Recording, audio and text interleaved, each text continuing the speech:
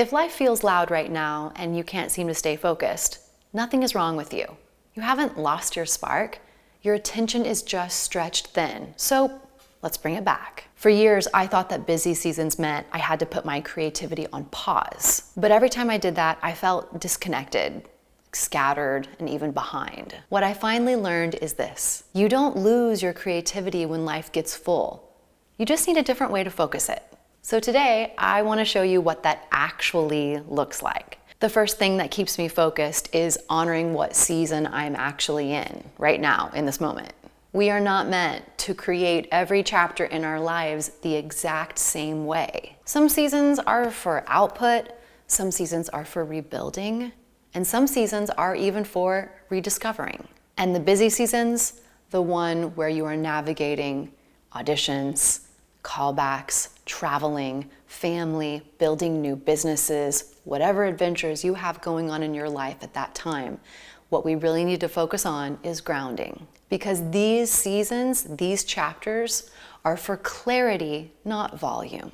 When you stop expecting yourself to create at the same pace, something does shift. Your creativity starts to breathe again, you stop forcing anything, and you stop chasing productivity for productivity's sake. And you start showing up in a way that makes sense for you right now. The last 6 months of my chapter in my season of life was extremely busy. And so I knew that for me to stay grounded and for me to feel creative, to not feel overwhelmed, that meant that I had to say no to a large portion of my business and my life so that I could say yes to the season that I was really focused on.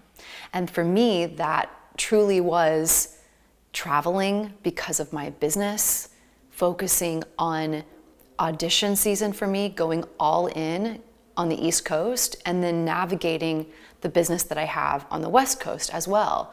So I knew that building the other parts of my business and my life had to be put on pause. Because if I didn't do that, then I knew that I would become so overwhelmed that I would want to stop everything, I would burn out, and it would never turn out the way that I wanted to after that chapter of the last 6 months for me. So it truly is about adjusting your expectations, because we can do a lot of things in life. We just can't do them all at the same time. That overwhelm always comes from too many priorities at the same time. And when you're giving equal amounts of energy, time, even income, then you're going to do all of them not at the level that you know that you could, because you're stretching yourself too thin. When you try to take 12 steps all at one time, we end up taking none. So when your life gets busy, the most supportive thing that you can do for your creativity is to say, what is my main priority in this chapter, in this season of my life? Choose one focal point, just one. And I know this isn't easy. I know it's extremely frustrating too, because we want to get all of these things done at one time, at one chapter of our life. But pick one focus, one priority of your creativity. That could be one project, one habit, one part of your business that you want to explore, one new hobby that you want to turn into a business, whatever it may be for you. Pick one lane and then break that down into actionable habits that you can do every single day that are action steps towards the goal that you're achieving in your creativity in this season.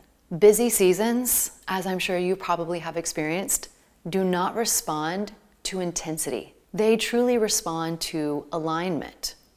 And if you're doing something that means so much to you creatively, and you're going all in on that one priority, it's not only motivational for you to get it done, but it's inspirational because it's something that truly brings you joy and happiness or curiosity in your creative life. What I had to decide the last 6 months up to this point is, if I'm going to solely focus on, instead of being an educator and a professor, I'm going to focus on going back and going all into audition season.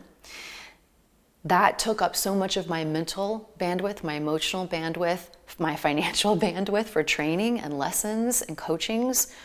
And then being able to have that alignment of, right now, the focus for me is to be able to show up on tape or in the room on stage, on screen, because it's something I wanted to explore, and it was the busy season for us as actors.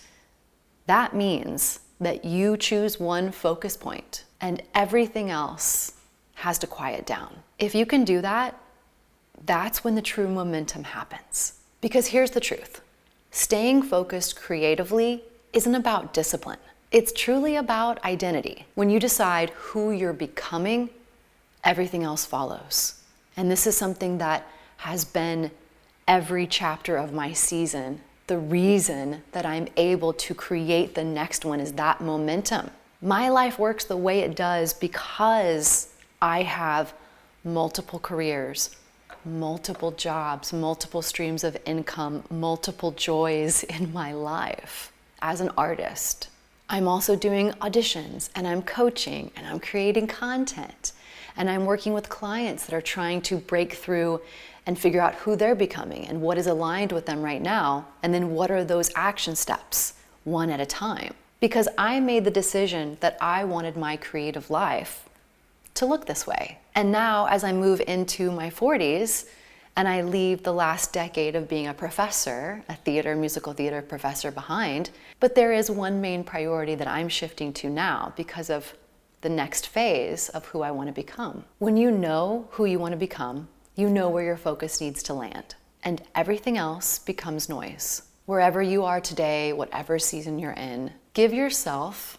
permission to choose one aligned step. Your creativity will meet you there, and your clarity will return. And the life that you want to build comes from these quiet, grounded decisions in real homes, in real lives, and in real moments exactly like this one. So, cheers to you.